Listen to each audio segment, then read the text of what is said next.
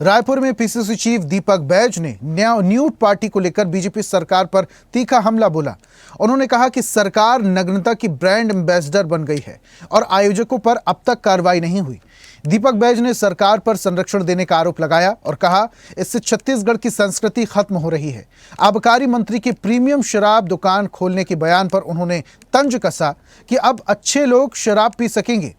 कांग्रेस की 3 दिवसीय पदयात्रा से बीजेपी और चुनाव आयोग की साठगांठ को उजागर किया जाएगा। साथ ही उन्होंने राजनांदगांव की बच्ची से दुष्कर्म के मामले में एफआईआर न होने पर कानून व्यवस्था पर सवाल उठाए।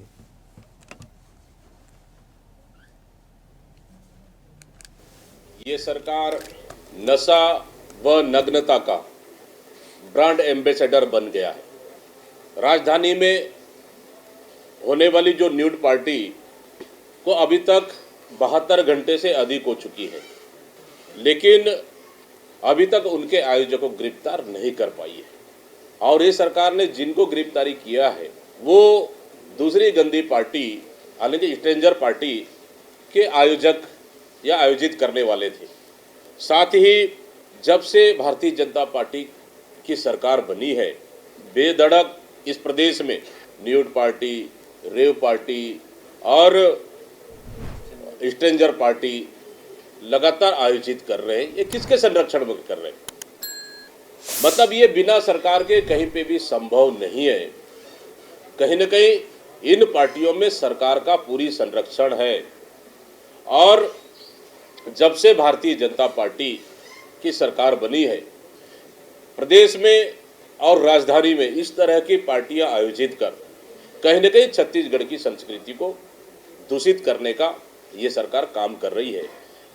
कि प्रदेश में जब विपक्ष में भारतीय जनता पार्टी थी तो हमेशा ये शराबबंदी की बात करती थी, और अब सरकार में आई और शराब की खपत और बिक्री बढ़ाने में लगी हुई है। आबकारी मंत्री लखनलाल देवांगन जी कहते हैं कि अब प्रीमियम शराब की दुकान खोली जाएगी ताकि अच्छे लोग भी आकर शराब पी सके। मतलब इस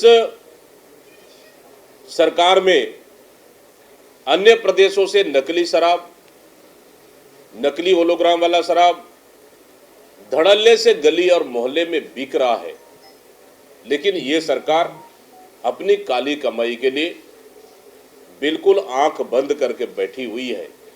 कहीं न कहीं सरकार के संरक्षण में पूरे प्रदेश में अवैध और नकली होलोग्राम वाली शराब अन्य प्रदेशों से जो शराब आ रहे उनको बेचकर खपत करने में लगी हुई है। 16, 17, 18 3 दिन कांग्रेस का वोट चोर गद्दी छोड़ो अभियान की हस्ताक्षर अभियान की शुरुआत हो रही है रायगढ़ से, और कल 16 तारीख रायगढ़ और कोरबा में कार्यक्रम रहेगा।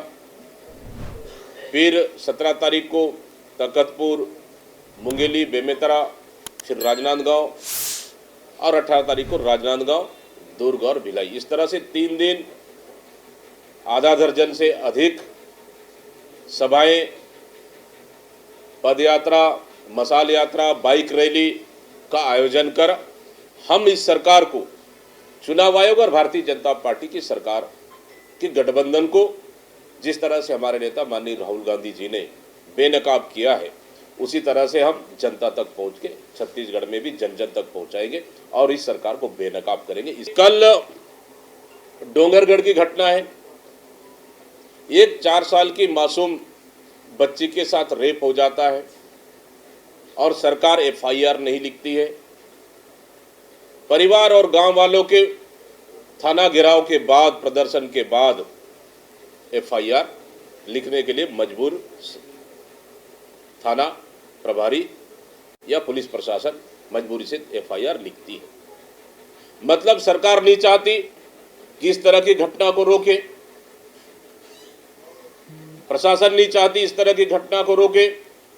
अगर घटना हो भी जाए तो उन पे एफआईआर दर्ज न हो और जो अपराधी है उसको गिरफ्तार न करे, इसलिए ताकि इस तरह के मामला को दबाया जा सके और छुपाया जा सके।